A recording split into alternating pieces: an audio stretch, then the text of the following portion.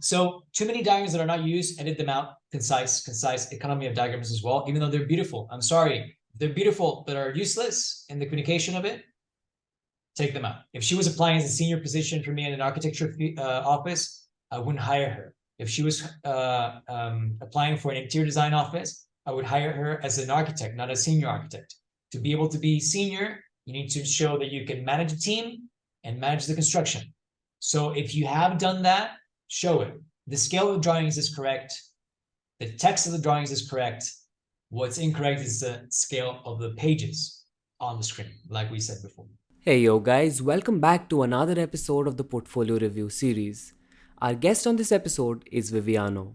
After getting a B.Arch, Viviano worked for 5 years at OMA in Hong Kong with Rem Koolhaas and then went on to start his own firm, Mass Operations. He has a master's from SciArc in LA, and today he not only heads his own design studio but is also an adjunct professor at the University of Monterey. A lot of you wanted another episode with Viviano for a chance to get a critique on your portfolio.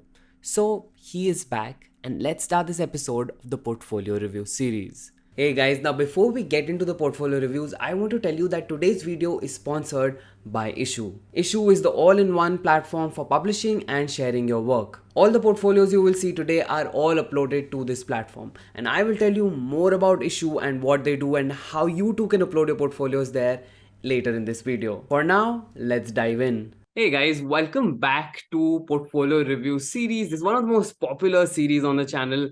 And we are back with Viviano, the person we started the series with. Episode 1, this was 2020, if I'm not wrong, we did the first episode. Okay. Welcome back, Viviano. Great to be back with you, Rishabh. Always a pleasure. How you been? I've been good. How about you? Yeah, getting some travel, not as much as you. We were recently in Taiwan for the opening of the Taipei Performing Arts Center. It was a really quick trip back and forth to Asia. How was the Taipei Performing Arts Center? How was it to see the project that you entered OMA on, to see it live? We can at some point do a discussion on it, but we all said the same thing. It's like being in a dream, and it was a time machine because we designed this in 2009. Yeah, so seeing built in 2023. It opened last year, but during COVID, nobody could fly to Taiwan because of restrictions. So it was just mind-boggling because those images have been with us for such a long time. And then to just seeing built and being used, it was really terrifying at the same time, but so beautiful. And we got to see a performance in the Grand Theater, walk through the whole building with Rem, with all the engineers, with all the designers and consultants. It was really fantastic. 3 days of breakfast, lunches, and dinners. It was like full activity. We did a hike to the mountain that's next to the building, so we could see it from the lookout view, and people were there taking photos of the building. Really amazing. When you said it was designed in 2009, it was built in 2023. I remember having the discussion with somebody that architecture, why are all the famous architects older? And I think this point just came up that building anything takes time. And so a lot of times, a lot of the buildings that they may have designed at the start of their careers takes like years, minimum 5 to 6 years to get built sometimes. Yeah, and it doesn't have to be a big building for that. Even a small building can take a long time. Architecture is slow. It's slow. Also, there are loads of errors that happen, and then you correct those errors, and that keeps adding to your time. Hopefully, mistakes make the building better and not worse. Yeah.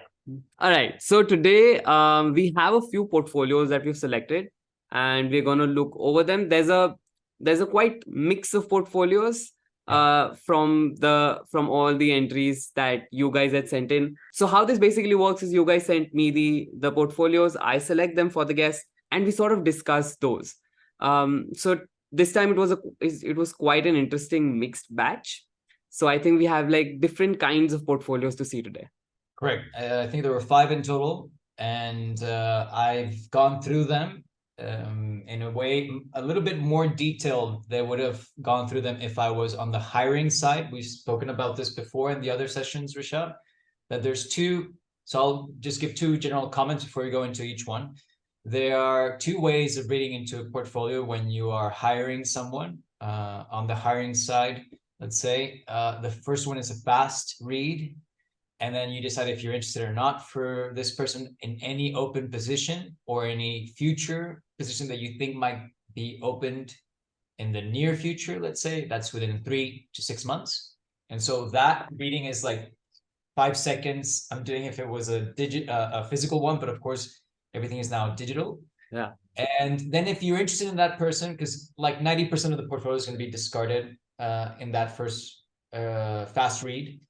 And then if you are interested in that person, it's set aside, and you do a deeper dive and you actually start to read some text, and you actually go and try to see if there's holes in their CV, if everything makes sense, if the work was done by them or in collaboration or for an office, and then start to read into, like, for example, how the CV adds up. Have there been like jumps where there was a 6-month internship, but then they didn't work for 2 years, and that kind of stuff. The other thing is format, and that's a note that I've had on all of these 5 portfolios that I reviewed, which I'm really happy to have 2 people that seem to be Latino, at least Spanish-speaking people. It's like, yay, Latinos. And that is, format is now no longer physical.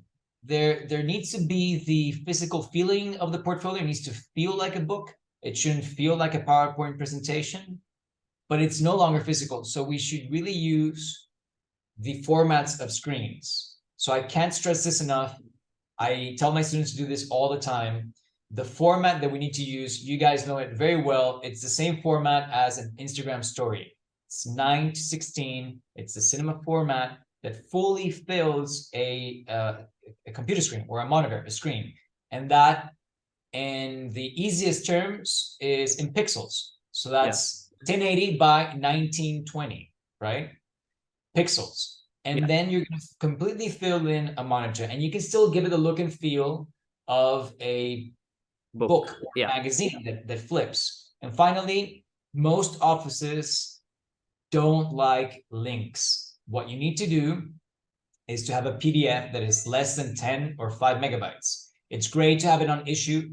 Do have it there, but don't send the Issuu link to the offices. The reason is because they want to have the file, the digital file, the physical digital file on record, so they can move it into folders where they say, okay, these are candidates for this position, these are future candidates, these are discarded, and have an archive. You can't archive links. You would need to have like a Word document with a link, and then you're going to go into a link, it's going to be broken, it's not going to be updated, and these kind of things. Yeah.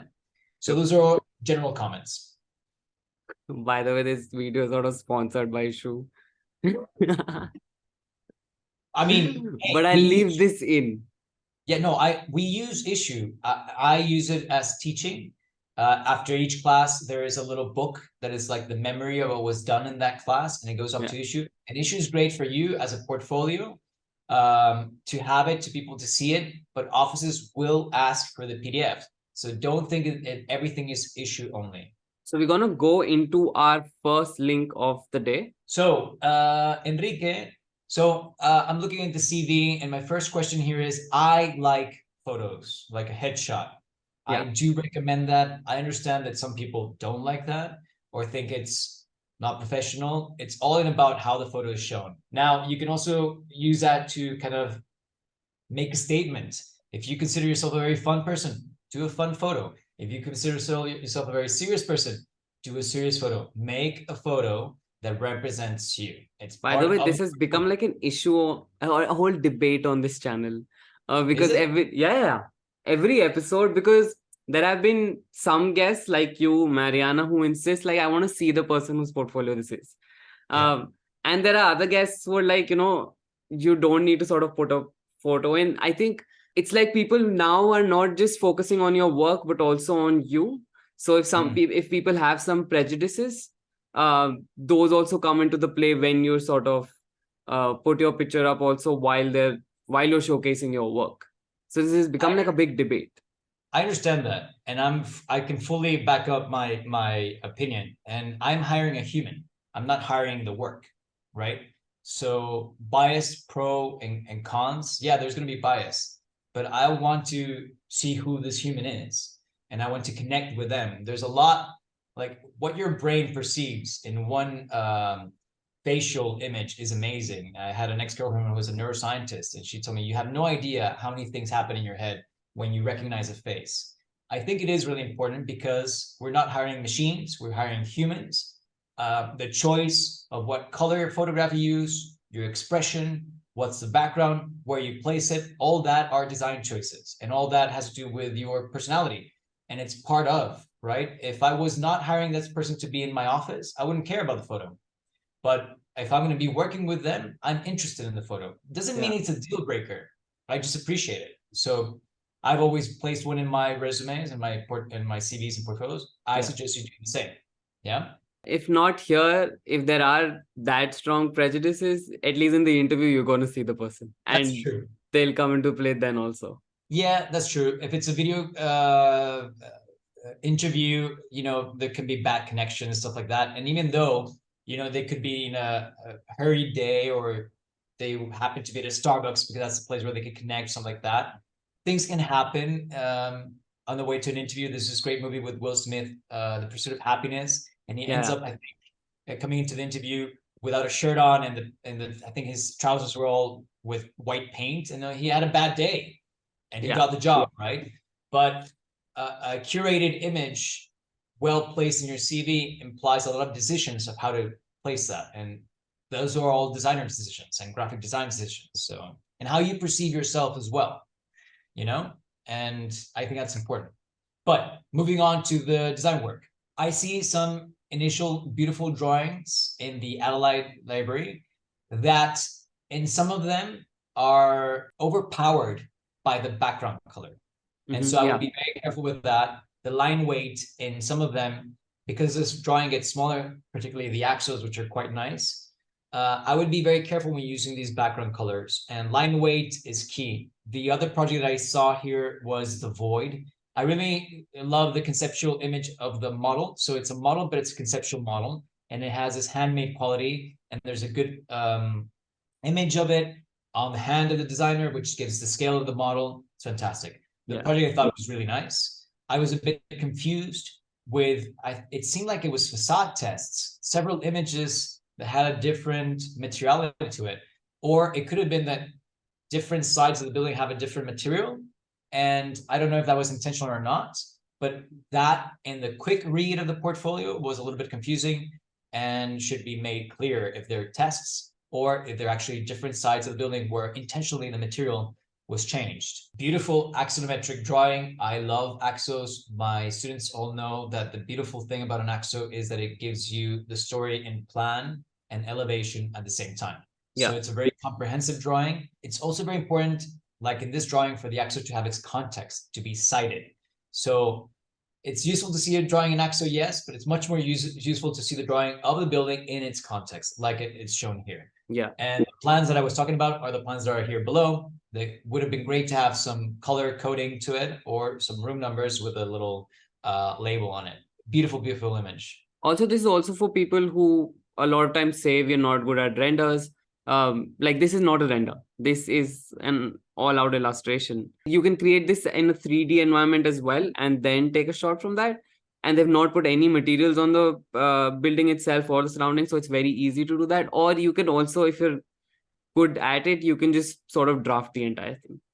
Yeah, the workflow for these, and you've had guests on your channel that have great tutorials on this on YouTube. It's all about workflow between your 3D software that you're using, AutoCAD, and Illustrator. That's what you need to know. 3D for the modeling and positioning of the camera. I'll have some notes further on in other portfolios where we have some crooked images. We need to fix that. So aligning the camera really correctly to show the best part, having the 3D model fully modeled with its context and the building with its details, like the facade details or the window details, exporting that image and cleaning it up in AutoCAD, and then giving the correct line weights in Illustrator, and then you have a beautiful image like that. My students are amazed that in my classes, like my semester-long design studios, that I don't ask them for renders every time we review. And because I think renderings are easy. It's really difficult to understand in your head what makes a good communicative drawing, a diagram, and drawing. Renderings are artistic representations. And I mean, they're hard too, don't get me wrong, but they have a lot more narrative and they can be, if it's bright sky or cloudy sky, it can communicate something very different. The human scales can make or break the rendering. An AXO is an AXO. It's scientific. It is what it is. It's measurable. If you see one height of a wall, you understand what's the height of the other part of the building, because it's not perspective. True. And if you want to document a project through renders, through perspectives, a big project, you'll see that you need to do 20 renders, because the perspective only gives one narrow point of view of the building. Yeah, which is what confused me in this project in pages 9 and 10. You can see there's many different facade colors and textures. And so I was like, is he testing different colors, different textures, or is it different colors and textures on purpose? That was my confusion.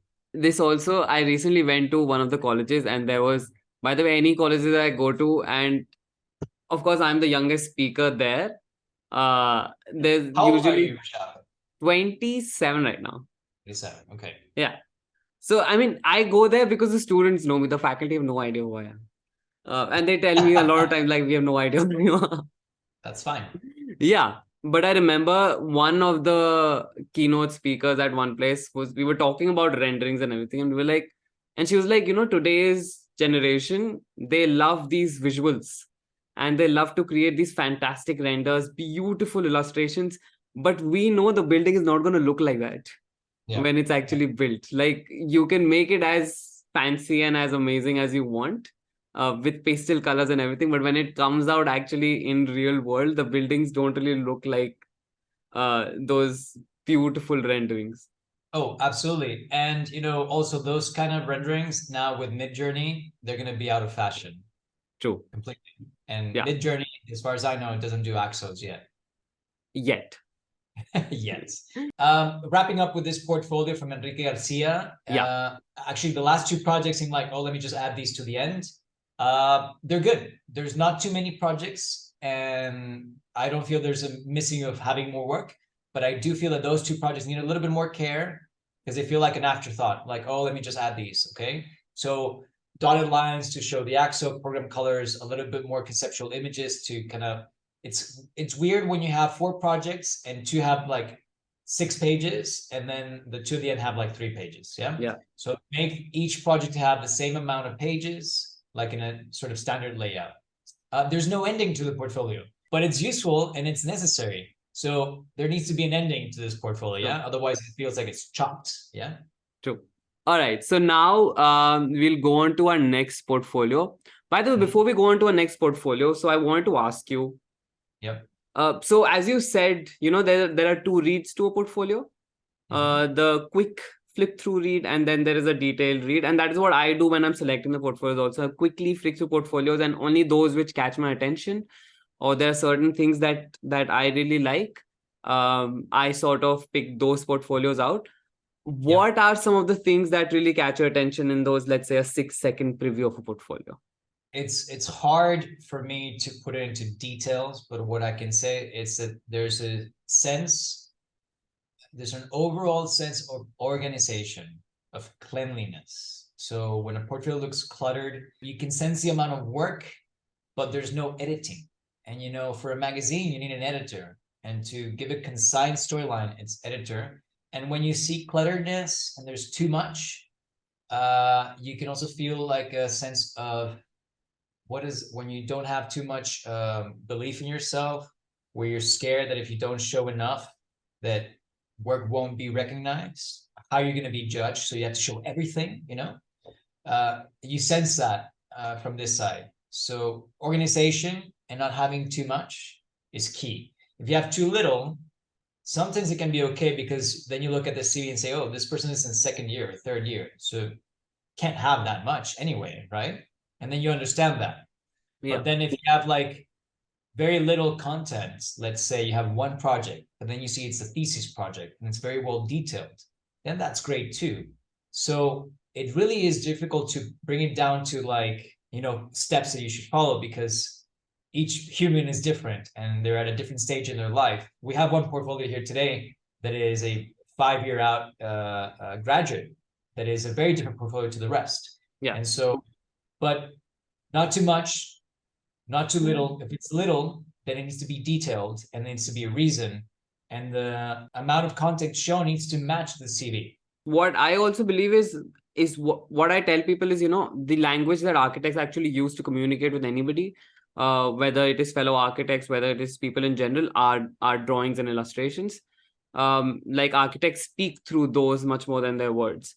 And so for me, when I'm also flipping through a lot of portfolios to select them for these episodes also, I'm also looking for, and when I say visuals, I don't really mean renders.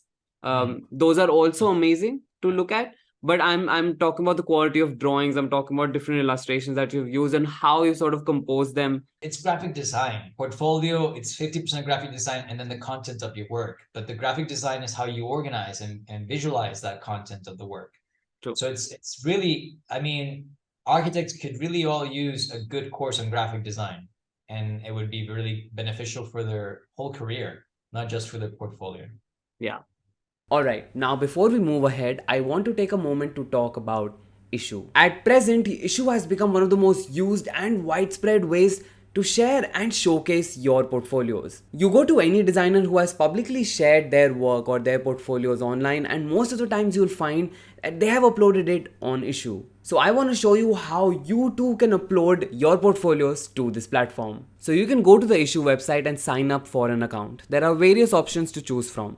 Then once you are signed up, you can click on the upload button and upload your portfolio. Yup, it's that simple. And your portfolio will show up as this cool flip book on the website. There are a lot of customization options available, so you can control the experience of viewing your portfolio, and when you are ready, you can just share the link with the world.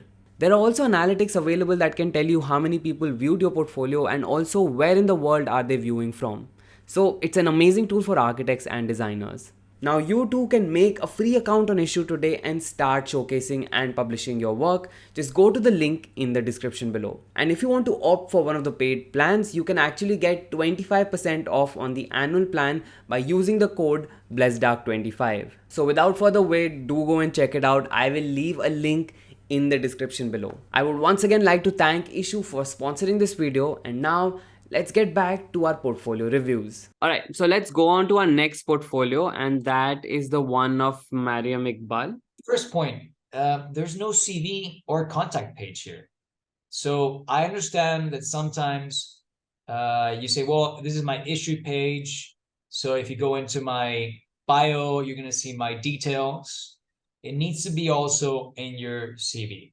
In your portfolio. It needs to be there. So if I want to write to you, let's say I downloaded this as a PDF and sent to a colleague and they need to contact you, they're not going to go back into the issue, right? So it needs to be on the page.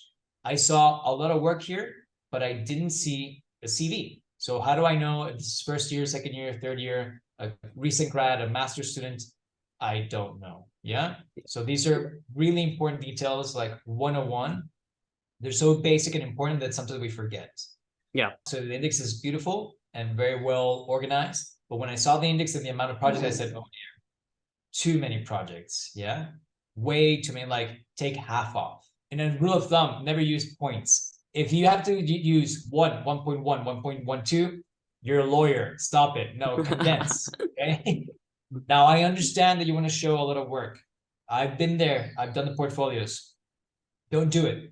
One good tip is if you feel that you're still missing showing more work at the end of the portfolio, but you've made it more concise, add one last page which has like a collage of all your work. Yeah, that works, because then you see, oh, this person has a lot more work to show, but they've selected these. Okay. Too many projects. The images are too cluttered in the layouts. They all look like architecture boards, like when you present your design studio, which is normally a 90 by 60 board or even bigger. We don't want to see boards in a book. We want to see a booklet, a magazine format. It's a different animal. It's a different beast. Yeah. So the images are too small, even though some of them are really beautiful. They're too small, and I'm not going to be zooming in and out. The text is also a lot of text and too small. There's some diagrams in perspective, and here I want to bring up, because there was some in Enrique's as well. I want to send you in chat a link to a tutorial that I have on YouTube. It is in Spanish, but it's a minute long, and actually all the commands are in English for Photoshop, to how to fix your horizontal and verticals. Yes. Okay. Because I see perspectives that are crooked. Perspectives cannot be like this. Yeah. vertical lines need to be parallel always. It's a 2-point perspective for architecture. I'll Nothing put it in else. the description also for anybody who wants to go watch it. Perfect. So it's 1 minute. It has 5,000 views because people love it, because it explains to you exactly what you need to do, because it's not the length that you're going to get monetized with, etc. So it's just what you need to do, because I send it to my students all the time, because students do this all the time, crooked images.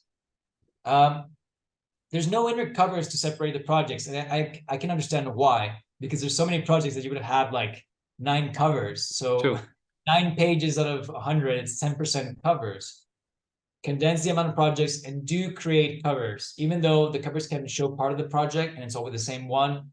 Big number to show the number of the project, big title to show the name of the title. Yeah. When you scroll through the portfolio of Miriam, by the time you get to the practical work, you can realize that the portfolio is so condensed and so cluttered, because when you get to practical work, it's like one big image for the page. And it's a photo of a build project. You're like, wow, I understand what's going on here. Because anytime a designer is presented with this sort of board where you need to look here and read here, look there, and this connects to that, it's a lot of work. So you're like, okay, I need to focus on this. And it drains energy from you to focus like that. When you're done teaching a 3-hour design studio, you're like emotionally, physically, and mentally depleted. It's a lot of work. And so when you're scrolling through the portfolio, or turning the pages, and you get to that, you're like, oh, a moment of relief. We want more of that. And actually, the inner covers provide that. It's like moment of focus into this kind of condensed, complicated, large-scale project, and then a cover, here comes a new project, right? We need those things. Otherwise, it's just punch after punch after punch with each page. Yeah. Beautiful model work that I saw, beautiful mapping that I saw. I see a lot of talent in these drawings, in these models, in these diagrams. But again, the topic is the same. The subject is the same. We need to condense. Less is definitely more here. Economy of words, economy of images, economy of projects. Okay. Those would be my comments. Also, a lot of time people tell me, like guests tell me, when you're presenting practical work also, if in your CV or somewhere in your portfolio, you can mention what part of the project were you really working on. Because if you're seeing, let's say, projects with beautiful models, are you showcasing the project, or did you actually work on that particular model? And how much of it was your responsibility? Because in practical work, you just take the best that is available to showcase that you were part of these projects. Yeah, absolutely. So if you're showing a photo of this, there was a food panda there in an office, what were your responsibilities in that? Now, I'm not sure if it's there or not. Well, it's not, because there's no CV. That should be tagged to your CV, because, for example, if you say, okay, professional work, I participated in this office under XYZ architects. So if you go back to the CV, it should say XYZ architects from this date to this date, these responsibilities. So even though it's not on the image, a person that's on the hiring side knows to do that. And if there's no CV, that's a big cross. And if there's a CV and that's not detailed, that's another big cross. So yes, that's really important. All right, let's move on to the third portfolio. But before that, let's do another question. Sure. So you had worked, let's say, internationally. You had not worked in your own country, and you had gone on to work in Hong Kong for a little while. And then when you returned back, you started mass operations, which you did both in Mexico and Hong Kong together. I also wanted to ask because my friend right now is working, he's from India, he studied in the US, and that is why he has also easy access to work in the US. You don't easily get to do that. What are the challenges that come when you start your work in a country that is not yours? Well, I mean, everything is challenged when you're abroad, right? Because when you're local, you have your local support network. And so people that know you, know what you stand for, if you're a responsible person, if you're a talented person, if you're a creative person, if you're a trustworthy person, and then they can recommend you. When you're abroad, who knows you? Nobody knows you. Nobody knows where you're from. That can be a double-edged sword in a sense, because it can be a plus or a minus, because when you're a foreigner, also, if you used to be irresponsible as a young kid, now you can present yourself as this very professional person, right? So, there's a saying that says nobody's a prophet in their own land, right? You need to go somewhere else and become a prophet. Otherwise, like, oh, him, I knew him when he was, you know, a drunken teenager. True. And so there's a bit of that, but then you need to be recommended. If you're abroad, what worked for me was to be known because I had worked at OMA. So that gives you a really like good foot in the door. That's a good presentation card. And then everybody I met, I would tell them I'm an architect. Of course, you need to know that. I mean, you need to have here, I am an architect, I'm a designer, hire me here on your forehead.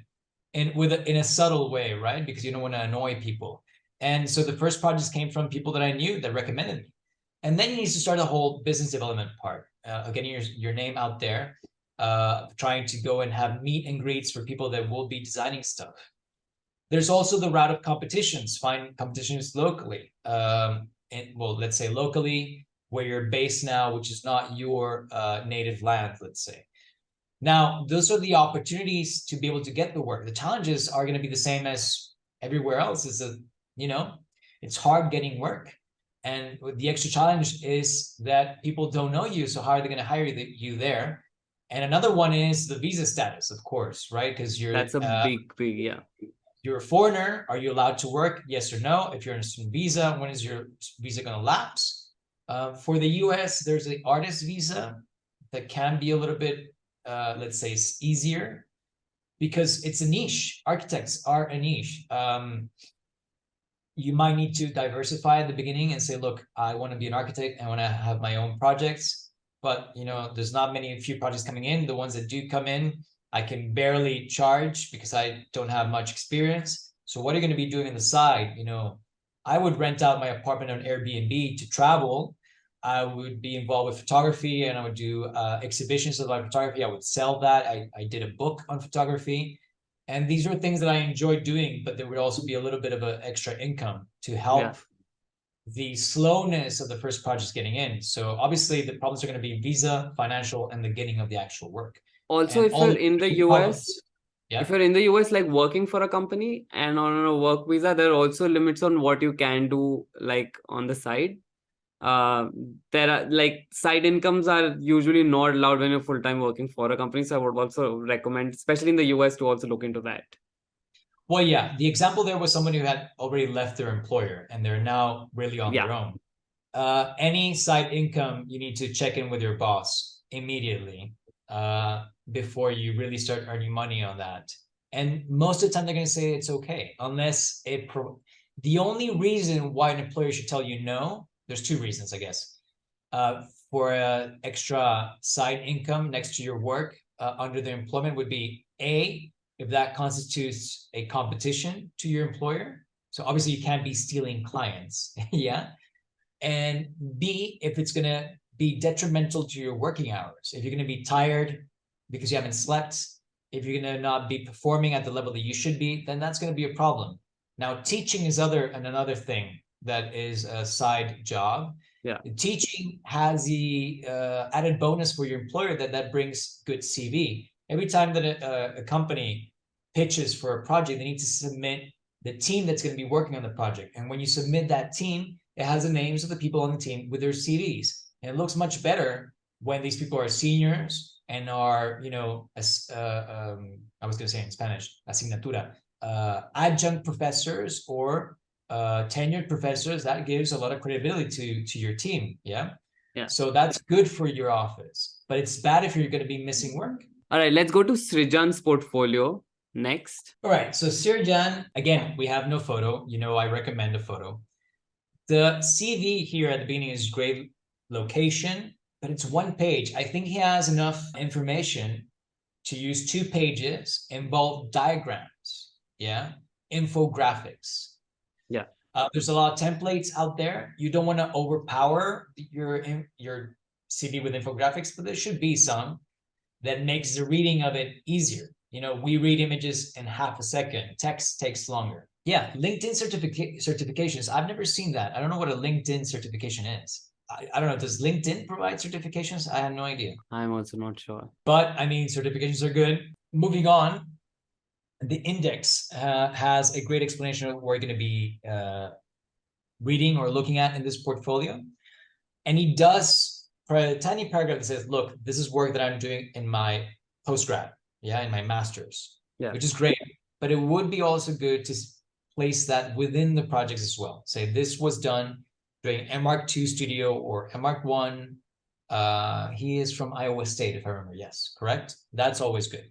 Great amount of projects, 5 projects, perfect. Each one has, the beginning of it starts with a large image. That's fantastic. The first image that he shows, he's starting with the strongest, I believe, is great. I would also add there the number, the title, and where it was developed. In this case, during his MArc studies, yeah? This first project called Unexpectation, I really enjoyed. I understand it fully.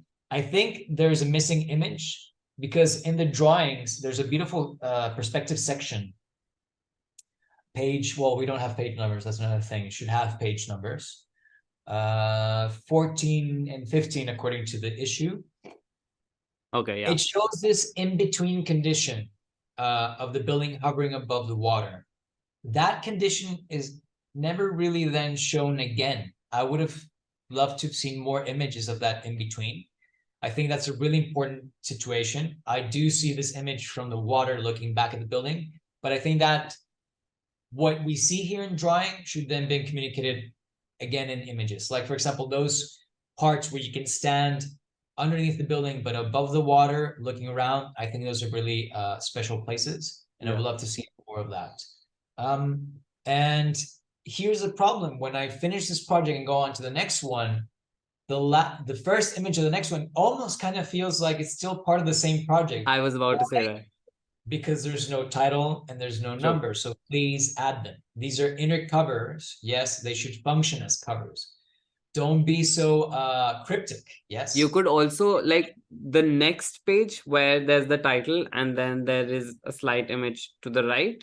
Those could come before, and then we could go on to the full-on image of the project. Which is what usually happens, yes. But there you have the title, and that tells you it's a new project, yes. But the number, if I already saw in the index there's 5 and I see 2, I know I'm on the second project. Yeah. And page numbers, really important. When you're going over an interview, like a video conference interview like we're doing right now, it's good to be able to reference, oh, in page, bottom right of page 7. Oh, I see. Where's the QR code? Oh, 15. Okay. That's really important. Yeah. Yeah. So moving on, projects 2 to 5. So that's the first project. But projects 2 to 5, I saw that they're all more or less the same scale and program. This is something that comes up with the next portfolios. You need to look for some variety. I can see the quality of the diagrams. I can see the quality of the renderings. I didn't see much into physical model. I can understand that he can do graphic design and has skills in different software. However, if you want to go above that, depending what position you're applying to with this portfolio or what kind of scholarship you're applying to with this portfolio, you want to see a variety of work. So not just in scale, but also in program, and perhaps even also in project phase, depending what you're applying to. So you want to be able to show, ideally in one portfolio, different programs, different scales, different phases, meaning from concept to construction details to on-site work. There's different types of work. So you can show interior, landscape, architecture, urban planning. Those are all different types. Yeah. You can also show exhibition work, temporary architecture like installations. You can also show graphic design, like, oh, I edited a book, and show a photo of the book that you edited. So there's a lot of gammas that you can show in a portfolio. Try not to stay in one single sector, because then you'll be pigeonholed only in that. If you show amazing renderings only in your portfolio, guess what? You're going to be hired to do only renderings. If you're fine with that, it's great, but you're never going to be involved in design work. You're going to be just producing images. Yeah. Before we move on to the next portfolio, there was another point I wanted to discuss, and this was something that came up in Oliver's episode where he said, I love to see a strong ending, just like a strong beginning. And so he was like, use your best project for the beginning and maybe use your second best for like the end project, so that you start with a good impact and you end with a good impact. So what are your thoughts on that? I don't disagree with that. However, I recommend starting with the strongest first and then having a good finish, and at least knowing when you finish. Because also, usually in the portfolios I've done and the ones I see are very complete, don't end with projects. They end with something different, and that can be strong by itself. Yeah. You can say, oh, by the way, I also write. So I could eventually have like I could be a columnist for a newspaper or a periodical writing on architecture reviews. I could perhaps go to Venice and write an article on this biennial's biennale, so on and forth. Yeah. I mean, that's a profession in itself, writing on architecture. I can be an editor for Art Daily, etc. You can show photography work. You can show, as we have in the next portfolio, a section of like, look at my model skills, my detailed drawing skills, and my whatever skills. So that can be a good finishing as well. I understand you want to finish with a bang, but if the first project is really bad, and like I'm seeing a recent grad, and the first project seems like they have no idea how to use software or how to communicate the work, that portfolio is going to be discarded. So I have to be careful with that. Yes, it's nice to finish with the best project, but it's better not to be discarded, is what I would tell Oliver. All right. So let's just a second. All right. So we are actually coming to Steven's portfolio. Let's dive into this one. I'm also proud to have another Latino here, at least Spanish-speaking. Is this the Spanish spelling of the portfolio? Portafolio? Right. Portafolio is the Spanish way of saying portfolio, yes. Yeah, portafolio. Steven, the first impact for me was very colorful. Very colorful. Images with a lot of contrast. He is, well, if I read correctly, he's from Colombia and he's studying in Colombia. And so I could feel the richness of the color of the Latin American countries coming through the project. Even to the point where he selected a color image of his profile headshot. Yeah. Because I would always go with black and white, but and his t-shirt is very colorful as well, actually. Yes. Great concise index. He's showing 2 projects and then a mix of skills. I think this connects with his CV because he's still studying. Yeah, he has not graduated. So he's like, look, these are my 2 best projects, but just to fill out the context and not to show that there's not more work. This is unedited work that I'll just show you snapshots of model making and diagrams, etc. Okay, so I see some common mistakes here. Yes. And that's where my notes were focused. So I really enjoyed the specification of the project showing which software he used. That should also be in the CV, but in the first cover, he said, okay, this project was done in Rhino, blah, blah, blah, in these softwares. Yeah, that's great. Yeah. He does mention he worked with a partner. He doesn't really mention what was done by him, what was done by his partner. If I would interview this candidate, I would have to ask and need proof of work from that. Yes. I see some very compelling images, like I said, with a lot of contrast and a lot of color. Usually by the end of our bachelor's, or maybe depending on your program, by the time you get into master's, you start watering down the images because you don't want to be so much contrast, because you understand that it's overpowering sometimes. But I like them. I really enjoyed them. This brings us back to our video on Why Do Architects Wear Black, where we sort of discuss as you grow up and you go more into the profession, you desaturate in life. Yeah, you become depressed with life. That's not true. No, yeah, it's something that happens. I can't quite explain it why. I see some planning images, like urban considerations, framed in black frame. Never frame stuff. Never frame stuff. The image itself, and I'm looking at pages 10 and 11, the way it's placed on the page should be framed intrinsically without the needing of an actual frame. It feels like he put sheets that he had made, like presentation boards, and put them here instead. And never do that unless you are presenting your work as a draftsman for architecture details, which come up on sheets, because creating a well laid out sheet is a good skill. Yeah. But that's not what he's showing here. He's just showing his proof of analysis. And in that sense, A, I think it's too many, and B, they're framed and it looks just not very professional. Yes? True. Then I see a lot of beautiful diagrams, but not all of those diagrams make it into the design. I see this beautiful exploration of what a courtyard is and all the different typologies of a courtyard can take, but then that doesn't translate that well into the project. It's watered down to the point where I'm like, where did the courtyard go to? It gets disintegrated. So here, it's one of the few design comments that I have. make sure you make justice out of your concept.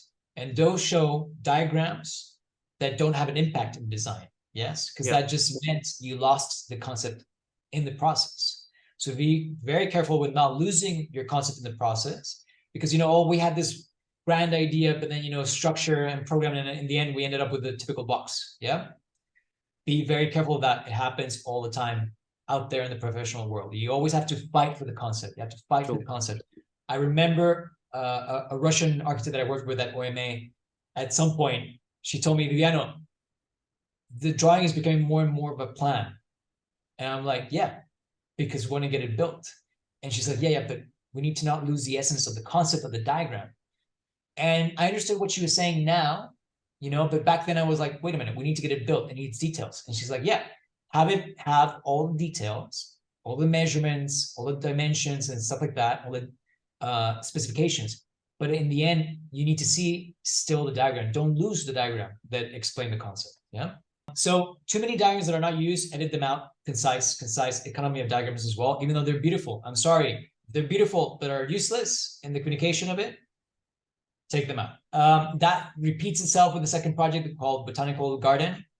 Careful in repeating diagrams. So if it's a sin to use a diagram that doesn't have an effect on the project, it's worse to repeat a diagram. Like, let's say the diagram by hand and then the diagram by Illustrator. No, just show me the one that communicates the best. Yeah. If you want to show your hand drawing skills, like we saw with the last portfolio, which was Mariana, put it at the end, like Stephen is doing here a little bit. If you're going to put in a hand-drawn drawing, it needs to be amazing. It can't be just whatever. So I don't see the quality of hand drawings here enough to be presented on the portfolio. It can be whatever when you're really famous. Yes, of course. The more recognized you are, the more abstract your drawing can be. Yeah. Gary, Talan, and Red can do scribbles, and it's fine. But they're not trying to be hired by a local architecture office. True. Just communication of the project, because he has only 2 projects, he has the ability to extend and give multiple pages or many pages to each project. But the narrative gets a little bit lost. In a way, the second project, which is called the Botanical Garden Project, shows a very large master plan, which I think needs much more detail. I'm curious how that came up, how he came up with the project and how the program is placed. Yeah. And some of the architecture is very compelling. There's like this Gary-esque building, which is circular, but I don't know anything about the concept for that particular building. It's like this sort of folly or this little pavilion within the master plan. And it's shown in an AXO, beautifully shown, but how was it designed? What was the consideration? What was the concept? I know it's a circle. Yeah. That's about it. So be careful with the narrative, because also at the end of this project, he shows a very beautiful physical model, which I believe is physical. It could be a very good rendering made to look like a physical model, but it's only a little piece of a building. I don't know what piece of the building it is, so which section, and I don't know which one of the 3 buildings in the master plan it is. So cohesive narrative throughout. Yeah. Those would be my comments on Stephen's portfolio. I remember in the first portfolio episode review we did, and you had said, and we were discussing like the art section. Should there be like an art section where you show your drawings and everything? And I think you said, you know, of course, put them in if they're good. Like if they're not really, really good, there's no point just putting that in there as a hobby. There's a feeling that you need to show that you're able to draw as well, but it's not that just that you're able, it's that you're proficient at it. If you're not showing something that shows your proficiency, don't put it in. Now let's head to our last portfolio for the day. Okay, so Atira, as we mentioned earlier, is a very different portfolio, because this is a professional portfolio. If I'm not correct, if I'm not mistaken, all the rest were student portfolios, either within their bachelor or their master's post-grad. And in that sense, immediately there's different considerations. So I see here that she graduated in 2016. So she's been, you know, operating now for the last 6-7 years. And she shows her CV. By this point, your CV, here it's 1 page. It should be 2 pages. And it should be much more detailed. Format. From all of the portfolios, this is the one that gets the format the most wrong. It's very elongated because it's using 2 rectangular pages. So I actually had to zoom in and zoom out a couple of times because I really wanted to understand what was going on. Yeah. And you don't want your potential employer to have to do that. So tira, again, 1080 height by 1920 long is going to be 1 full screen. Slice that by half. So that's going to be your left hand page and your right hand page with an imaginary drawing line in the middle. That's your booklet, yes, using a full screen. That's the best format you can get. Everybody got it wrong, but and yours is the most dramatic because the rest I could get around without having to zoom in. Yours I couldn't. Yeah, and that's a big red flag. And it doesn't have to do with anything with the quality of your design work. It's the experience of reviewing the portfolio. Imagine this. Imagine that I was reviewing your portfolio in a physical form. I have here a page, and I had to review it that far away. That's what you're making me do. Obviously, you want to be able to read it like this. And so in a digital form, you're forcing your reviewer to do that. Don't do that. Yeah. I would invest more time in editing the CV and fully detailing what you've done. She's done it. But if you're 6 years graduate, it should be much more detailed and much more comprehensive because you are searching for a more senior position. This is not a portfolio for an internship or a year-out program or a recent grad. Having said that, when I see the diagrams of the software, I would invest a little bit more in different programs because I can see the diagrams there in the infographics very quickly that the programs that she knows are a bit basic. And if you're 6 to 7 years out of school, you shouldn't be at 80% or 90%. I would put in 100%. And if you don't feel that you're at 100% in AutoCAD proficiency or Revit proficiency, then here's a big tip. I would invest in some workshops, in some, I forget how you call them, but in some online courses to boost up those levels. I don't think from the portfolio she requires it. I get that from the CV that she's presenting. Yeah. And maybe you're like, oh, I don't want to be too aggressive in me saying I have 100% proficiency. The thing is, your work needs to back it up. So if you put 100% in AutoCAD, then you need to be able to see it in the portfolio work. And that matches. And if it matches, it's not arrogant. It's just scientifically proven. It's a fact. It's a fact, yes. The overall portfolio is beautiful. All the images seem to be done in a homogeneous way. There's not ones that jump out more than the other. It's very standardized, and that I appreciate. It's easy to walk through the whole portfolio, and that is great. The scale of the drawings is correct. The text of the drawings is correct. What's incorrect is the scale of the pages on the screen, like we said before. She looks like a solid interior design project architect. She looks like that. And I think she would be, but her portfolio is lacking on phases after concept.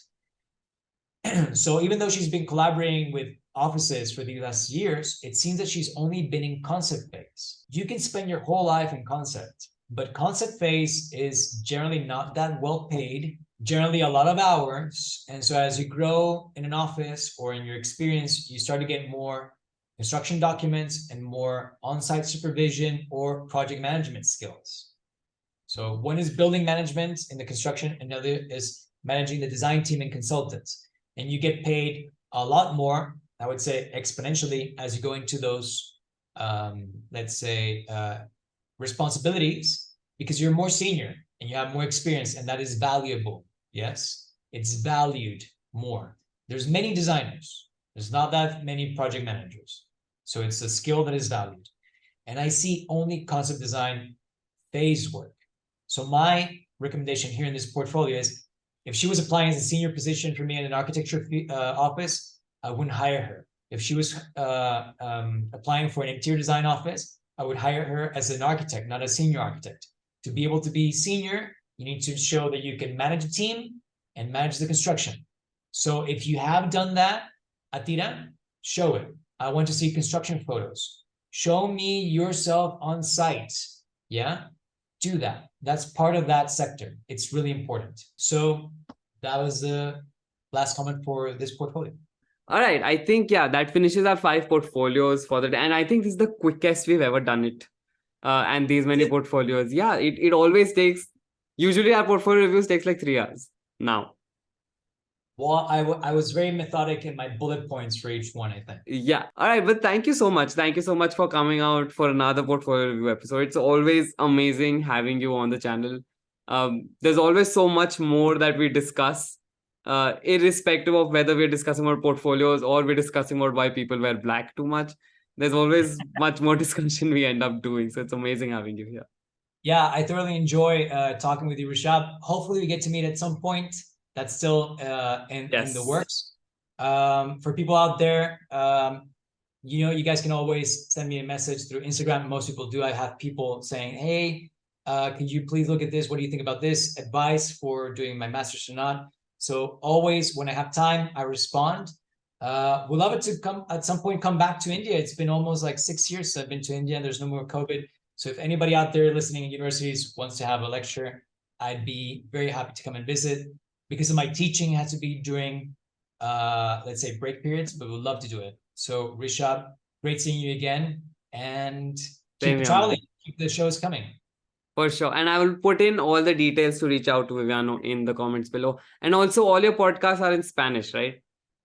Yes, we have some people that write in the comments saying they're using translations, but still right now, I have a little project in mind where it's going to be bilingual. There's only one podcast one episode that is in English, and it's an interview that I did with an author for this book that I love. It's about Bernini and Borromini. So you guys can look that up. I'll send you a link through Instagram so you can post it. Perfect.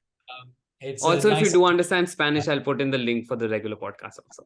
Perfect. Cool. All right. Thank you so much, Viviano. I'll see you again soon. And that was it, you guys. That was the portfolio review episode with Viviano. How did you find it? Let me know in the comments below. This is the second time Viviano has been back, and whenever he comes, he's just packed with information and so much advice. So what did you think of it? Let me know all of that in the description below. Do check out the sponsors of today's video, Issuu. The link is in the description. Also, if you want to take your portfolios to the next level, you can actually check out the Portfolio Masterclass. It's up on my website.